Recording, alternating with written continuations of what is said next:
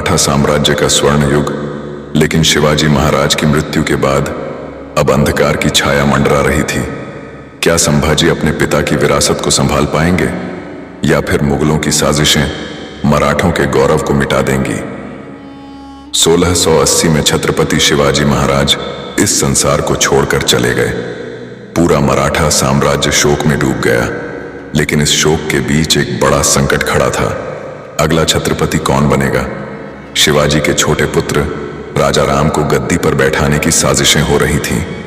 लेकिन संभाजी को यह स्वीकार नहीं था। उन्होंने शपथ ली, जब तक मैं जीवित हूं तब तक मराठों की विरासत पर कोई आंच नहीं आएगी। शिवाजी महाराज की मृत्यु के बाद मराठा साम्राज्य में उथल पुथल मच गई।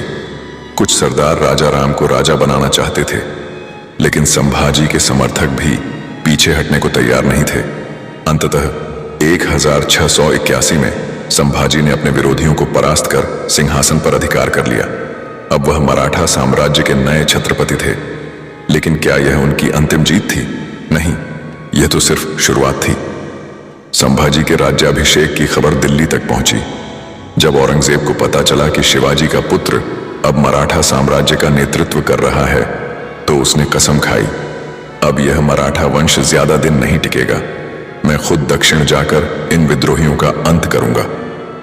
और इसी के साथ एक नई जंग की शुरुआत हुई। मुगल सेना दक्षिण की ओर बढ़ रही थी, लेकिन क्या वे संभाजी से टकराकर जीत पाएंगे? जब संभाजी महाराज और औरंगजेब आमने सामने आए, क्या मुगल सेना मराठा साम्राज्य को मिटा देगी या संभाजी अपने पराक्रम से इतिहास में अमर हो जाएंगे? जानने के लिए देखिए संभाजी महाराज की अमर गाथा का अगला भाग।